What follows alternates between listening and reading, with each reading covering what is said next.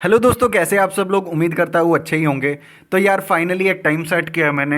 रोज रात को 8 बजे हमारे व्लॉग्स लाइव हो जाएंगे। एंड बहुत सारे लोगों के कमेंट आए कि खाना खाते हुए हम आपके व्लॉग्स देखते हैं, तो आई थिंक रात को 8 बजे ठीक रहेगा, क्योंकि जिन लोगों को रात को खाना खाते हुए व्लॉग्स देखने हैं वो तब देख सकते हैं, और जिनको सुबह देखने हैं वो सुबह भी देख सकते हैं, ताकि एक सही टाइम पर सही चीजें हो जाएं। एनीवे, आज का दिन शुरू होता है और आज ना पहला ही ऑर्डर इतना खास आया कि मतलब दिन बन गया। तो हुआ ये कि हमारा पहला ऑर्डर आया, तो उन्होंने कहा कि मैंने आपकी वीडियो सुबह 4 बजे देखी थी एंड मेरे को ये था कि सुबह उठते ही आपके क्लाउड किचन से ऑर्डर करना है। एंड उन्होंने थोड़ी तारीफ भी की कि लाइक यार आप लोग रोहतक का इतना नाम कर रहे हैं, रोहतक को लोग दूर दूर तक जानने लगे हैं। वैसे मेरे शहर को लोग पहले भी जानते थे, बट कोई अगर हमारी सिटी का नाम लेता है इतनी दूर से, जैसे दुबई यूएस से कहीं पर भी बैठा, तो दिल को तो एक अच्छा फील होता है ना। और जो अपने लोग होते हैं ऑब्वियसली उनको तो अच्छा फील होगा ही। एंड उन्होंने हमारे पास ऑर्डर किया एक रिच क्रिस्पी वेज बर्गर और एक चीजी मैगी। तो उन्होंने कहा बर्गर में आप टमाटो यूज मत करना, मुझे टमाटो बिल्कुल पसंद नहीं। तो मैंने कहा ठीक है, हम उसी तरीके से ऑर्डर बनाएंगे। एंड फिर तन्नू ने मेरे को फोर्स किया कि उनको दोबारा कॉल करके पूछो कि उन्होंने ना सिर्फ चीज मैगी ऑर्डर किया है, तो सिर्फ चीजी प्लेन मैगी वो खाना चाहते थे या इसके साथ वेजीज भी चाहते थे।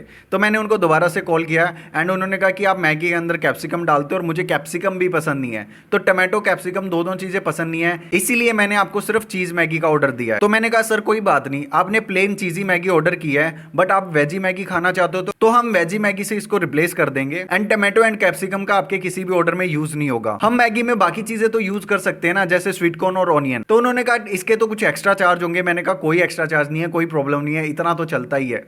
तो फिर उन्होंने कहा कि ठीक है, आप बना के सेंड कर दो मुझे। एंड हमने जैसे ही उनको ऑर्डर डिलीवर किया, थैंकफुली उनको हमारा खाना पसंद आया और उन्होंने हमें दी 5 स्टार रेटिंग। एंड उन्होंने हमारे लिए इतना अच्छा रिव्यू लिखा, तो मैं उन सर को थैंक यू बोलना चाहूंगा। एंड जो भी रोहतक से हैं, जितने भी लोग सपोर्ट करते हैं, जो भी बाहर के लोग हैं, उनको भी आप सब लोग इतनी अच्छी तरीके से सपोर्ट करते हैं ना। और मैं जेन्युइनली सोचता हूँ कि यार जो इंसान हमारे पास का है ना, अगर उसके पास खाना पहुंच रहा है और उसे पसंद आ रहा है वो खाना, वीडियोस देख के वो जैसे भी आ रहा है, तो मेरे को बड़ी खुशी होती है। हमें इतनी ज्यादा खुशी होती है उस चीज की कि हम वर्ड्स में एक्सप्लेन नहीं कर सकते। तो इस ऑर्डर को कंप्लीट करने के बाद हम बाकी ऑर्डर्स कंप्लीट करने लगे। और यार आज तो इतनी बुरी बनी हमारे साथ, मतलब ये कभी नहीं हुआ। तो एक्चुअल में ये हुआ कि शाम को जब ऑर्डर आया तो टमाटो ऑनियन घर पे थे ही नहीं, दोनों चीजें खत्म हो गई थी। और मेरे को भी पता नहीं कैसे याद ही नहीं रहा कि मैं बाहर जाके वो दोनों चीजें ले आऊं मार्केट से। और फिर उसके बाद हमने मम्मी को बोला कि साथ में हमारे जो पड़ोसी हैं उनसे जाके एक बार टमाटो और ऑनियन ला दो, ताकि हम अभी के लिए ऑर्डर को प्रिपेयर कर सके। उसके बाद मैं मार्केट जाके श्योरली ले आऊं, क्योंकि पिज्जा और बर्गर का ऑर्डर आया हुआ था, तो उस चक्कर में हम फंस गए। उसके बाद मम्मी लेके आई एंड मुझे इतना ऑड फील हो रहा था कि यार बिजनेस चला रहे हैं, क्योंकि होता ही है कि हम घर की सब्जी अगर बना रहे हैं उस टाइम पर कुछ खत्म हो जाता है तो बेझिझक पड़ोसियों से ले लिया जाता है। बट अगर आप बिजनेस चला रहे हो तो ये आपके लिए थोड़ा डिफिकल्ट हो जाता है कि आप प्रिपेयर पहले से रखो चीज़ों को।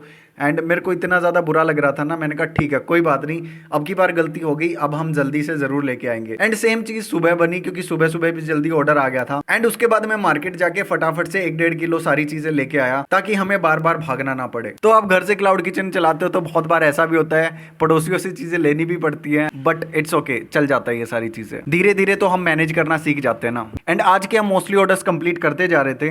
एंड आज इस वीडियो में मुझे लगा कि मैं आप लोगों को स्टोरी बता दूं दैट कैसे मैंने स्टार्ट किया ईट एंड बाइट, और कैसे मैंने क्लाउड किचन का जो भी प्रिपरेशन है, जो भी रेसिपी है, वो सारी चीज़ें कैसे स्टार्ट की, क्योंकि बहुत सारे लोगों के सवाल आ रहे थे। तो मुझे लगा कि आज के व्लॉग में मैं अपनी थोड़ी सी बैक स्टोरी बता देता हूँ कि मेरे को सारी चीज़ें कैसे बनानी आती हैं और किस तरीके से 20 दिन के अंदर मैंने क्लाउड किचन को अच्छे से रन कर दिया। तो भाई स्टोरी स्टार्ट होती है 2015 से। 2015 में मैं गया था दिल्ली एंड वहाँ पे मैं रिलायंस में जॉब कर रहा था, रिलायंस फ्रेश में। उस टाइम पे ना मतलब मैं 2-3 महीने में इतना ज़्यादा फ्रस्ट्रेट हो गया था जॉब से कि कुछ समझ में नहीं आ रहा था क्या करना है। जॉब तो ठीक चल रही थी बट मेरा मन नहीं लग रहा था, तो मैं 9 महीने में ही मैंने जॉब क्विट कर दी। तो दोस्त ने बोला कि हम एक काम करते हैं, खुद का ना रेस्टोरेंट ओपन करते हैं। तो मैंने जॉब क्विट कर दी एंड उसके बाद मैं घर आ गया। और उस टाइम पे मुझे कुछ भी खाना बनाना नहीं आता था, कोई भी रेसिपी नहीं आती थी, कोई भी चीज़ नहीं आती थी। तो मैंने पापा को ये चीज़ बोली, तो पापा ने कहा कि हमारे खानदान में किसी ने बिजनेस नहीं किया है और तेरे को भी नहीं करना चाहिए। हाँ, अगर तेरे को आगे स्टडी करनी है, जैसे मैं ग्रेजुएशन करके दिल्ली गया था जॉब करने के लिए, तो उन्होंने कहा कि अगर तू चाहता है तो तू MBA कर ले, उसके बाद तू फिर से जॉब कर लेना, तब तक तेरा माइंड भी फ्रेश हो जाएगा। तो मुझे लगा कि ठीक है, मतलब घर वाले नहीं मान रहे हैं, तो उसके बाद मैं एमबीए करने लगा मेरे शहर में ही। एंड एमबीए के साथ साथ हमने स्टार्ट किया यूट्यूब, मैंने और मेरे दो दोस्त और थे साथ में, हमने यूट्यूब स्टार्ट किया। यूट्यूब पर हम वीडियोस बनाते थे। एंड उसके बाद ये हुआ कि 2018 की बात है, 2018 के एंड में जो है वो हमें एक आइडिया आया बिजनेस का। हमें लगा हमें एक लेमन की ड्रिंक बनानी चाहिए जिसको हम जितनी भी रेडी वगैरह या जितने भी रेस्टोरेंट वगैरह है पास के, उनको बेच देंगे। तो डेली के डेली ना अगर हमारे 10-15 कैंपर निकल जाते हैं उस ड्रिंक के, तो इससे हम अच्छा बिजनेस बना सकते हैं। बट हमें ये नहीं पता था कि किसी भी फूड को बेचने के लिए उसके ऊपर पूरा एक्सपायरी डेट एंड सारी चीज़ें लिखी होनी चाहिए। और साथ के साथ हमारा कॉलेज भी चल ही रहा था और यूट्यूब भी चल रहा था। तो फिर हम जैसे ही रेस्टोरेंट्स वालों से मिले तो उन्होंने भगा दिया हमें। वो बोले कि हम ऐसे किसी की ड्रिंक नहीं ले सकते, 20 रुपए की तो कोक भी मिलती है, पेप्सी भी मिलती है, तो तुम लोग नया क्या लेके आ रहे हो। और दूसरा ये एक लेमन का मिक्सचर ही तो है। मतलब हमने बड़ी मुश्किल से वो ड्रिंक बनाई थी। मतलब हमने शुगर का सिरप बना के उसके बाद उसमें लेमन वगैरह स्क्वीज करके सोडा डाल के अच्छी सी ड्रिंक तो बना दी थी, लेकिन वो बिक नहीं रही थी। तो हमें लगा कि हम इसको खुद ही बेचेंगे, अब तो किसी रेस्टोरेंट को नहीं देंगे, किसी रेडी वाले को नहीं देंगे। तो उसके लिए क्या चाहिए था, अब खाली ड्रिंक तो कोई खरीदेगा नहीं। तो इस तरीके से हमें आइडिया आया क्यों ना हम एक बर्गर डिज़ाइन करें, जैसे हम मैकडी का खाते थे, बर्गर किंग का बर्गर खाते थे। तो हमें लगा कि अगर ये वाले बर्गर रेडी पे बिकना स्टार्ट हो जाए, क्योंकि उस टाइम पे कोई नहीं बेच रहा था, सब लोग वो तला हुआ फ्राइड बर्गर, चाउमीन वाला, वो सारी चीज़ें बेच रहे थे। तो हमें लगा कि ना उन ऑडियंस को एक टेस्ट देना चाहिए रेडी के ऊपर। अगर हम वो वाला टेस्ट रेडी के ऊपर दे देंगे तो हम चल सकते हैं। तो फिर हमने रेसिपी डिज़ाइन करना शुरू किया। हम बार बार ना बर्गर किंग, मैकडी जाते थे, वहां पर जाकर देखते थे कि वो प्रिपेयर कैसे करते हैं अपनी चीज़ों को, कहाँ से वो बर्गर बन लेते हैं, कौन सी कंपनी का लेते हैं, कौन सी कंपनी की सॉसेज यूज़ करते हैं। तो ये सारी चीज़ें ना हम नेट पे भी पढ़ने लगे। हम 3 दोस्त थे, मैं, छवि और लोकेश। तो हम तीनों ने ना बड़ी मेहनत के साथ 1.5-2 महीने लगाए एंड फाइनली एक बर्गर की रेसिपी तैयार हुई। मतलब मेन तो टिक्की होती है बर्गर की, तो वो टिक्की हमने तैयार की और वो ना इनके स्टैंडर्ड को थोड़ा थोड़ा मैच करने लगी कि बर्गर किंग, मैकडी और फिर ईट एंड बाइट। तो फिर हमने ऐसे ही कुछ सोचा कि यार नाम क्या रखे अपनी उसका, रेडी का जो भी हम लगवा रहे हैं। तो हमने सोचा कि चलो ईट एंड बाइट रख देते हैं, हमारे माइंड में ऐसे ही आ गया। तो हमने कहा ठीक है, ईट एंड बाइट ही नाम रखेंगे। एंड उसके बाद बारी थी कि रेडी कहाँ से लेके आए। तो हमने एक बंदा ढूंढा और हमने ना 18,000 रुपये में उस बंदे को हायर किया। उसकी रेडी थी, उसकी सारी चीज़ें थी, बस उसको हमने ये बोला कि रेसिपी हमारी होगी, जो हम आपको देंगे वो आपको बना के बेचनी है। तो 18,000 में तो वो बंदा भी मान गया। और उस टाइम पर हमें लगा कि 18,000 तो बहुत कम होते हैं ना, एक दिन की सेल अगर 5,000 की पकड़ेंगे तब भी इस बंदे के पैसे निकलाएंगे। बट एक्चुअल में ऐसा होता नहीं है, बहुत ज़्यादा मेहनत करनी पड़ती है, इतनी जल्दी से सेल होती नहीं है। तो हमने उस बंदे को रखा अपने पास एंड उसकी जो रेडी थी ना उसको बहुत अच्छे से डिज़ाइन करवाया। मतलब ब्लैक कलर की पूरा शेड वगैरह लगा के एक स्पेशल मटेरियल के साथ उस रेडी को डिज़ाइन करवाया। 50-55 हज़ार रुपये का खर्चा आया उसको डिज़ाइन करवाने में। एंड पूरी तरीके से हमने उसको तैयार कर दिया। एंड उस टाइम पर हमने एक रूम भी रेंट पर लिया जहाँ पर हम पूरा किचन का सेटअप वगैरह कर चुके थे। एंड फिर शुरू होता है असली गेम कि लाइक उस रेडी को एक जगह पे लेके जाना रोहतक में एंड उसके बाद सेल करवाना। तो वो दिन बड़े फनी दिन थे और मौज मस्ती के दिन थे कि लाइक हम एंजॉय कर रहे थे सारे प्रोसेस को। तो हम रेडी को लेके गए एंड बहुत सारे लोग ना मतलब शर्म फील करते हैं कि कॉलेज में आप एमबीए कर रहे हो, रेडी लगा रहे हो, बट हमें कुछ ऐसा फील ही नहीं हो रहा था। हमें एक स्टार्टअप दिख रहा था वो कि इसको सक्सेसफुल बनाना है। तो हम पहले दिन रेडी लगाई एंड उस टाइम पे मेरे को याद है कि हमारी सेल ना पहले दिन 200 कुछ रुपए की सेल हुई, 200 रुपए की सेल हुई, फिर 300 रुपए की सेल हुई। तो ऐसे करके एक हफ्ते तक हम स्टक रहे कि यार 200-300 रुपए की सेल हो रही है और उस बंदे की सैलरी 18,000 है, कैसे निकालेंगे। फिर उसके बाद हुआ ये कि उस टाइम पे ना होली पास में थी और क्योंकि मेरे को रिलायंस का एक्सपीरियंस था, रिलायंस फ्रेश का, तो मैंने कहा कि होली के दिन ना सेल ज़्यादा होती है, जितने भी चीज़ें होती हैं लोग ज़्यादा खरीदते हैं। एंड होली वाले दिन ये हुआ कि बाकी किसी की भी कार्ट नहीं लगी हुई, जहाँ पे हम अपनी कार्ट लगाते थे वहाँ पे बहुत सारी कार्ट लगती थी। तो हमें मिला ये बढ़िया मौका। एंड मैंने, जो हमारे पास बंदा काम करता था रंजीत, मैंने उसको बोला कि भाई रंजीत होली वाले दिन आना है तेरे को और हम रेडी लगाएंगे। तो उसने कहा कि भैया होली वाले दिन तो सब छुट्टी कर रहे हैं, मेरे को भी छुट्टी चाहिए। मैंने कहा तू डबल सैलरी ले ले बट हमें उस दिन काम करना है, ठीक है। तो हमने उस दिन की उसको डबल सैलरी दी एंड उस दिन मैंने 100 टिकिया बनवाई कि मैंने कहा 100 तो बना दो तुम लोग, ठीक है। वो बोले पागल है, इतनी तो ख़राब हो जाएंगी, बिकेंगी नहीं, ये चीज़ है वो चीज़ है। मैंने कहा 100 बना दो, बिक जाएंगी, मेरे को लगता है, ठीक है। एंड हम चले गए, हम 3 बजे रेडी लगाते थे शाम के, 3 से 7 बज गए, 7 बजे तक कोई भी सेल नहीं हो रही। एंड उसके बाद जो भीड़ आई ना हमारे पास, क्योंकि पूरा मैदान खाली था, कोई नहीं था वहाँ पे, उसके बाद जो भीड़ आई ना मतलब गजब। हमने उस दिन 3500 की सेल की एंड हम फाइनली सारी चीज़ें बेच के, अपनी जितना भी मटेरियल था सारी चीज़ें बेच दी एंड कुल मिला के 3500 की सेल करके वापस से किचन आए। और उस दिन हम इतने ज़्यादा खुश थे कि लाइक आज हमने अच्छी खासी सेल मारी है। तो उस दिन क्या हुआ, बहुत सारे लोग ना खाली हाथ भी चले गए कि ईट एंड बाइट का बर्गर नहीं खाया। तो हुआ ये था कि वो लोग ना रिपीट होने लग गए, रोज आने लग गए।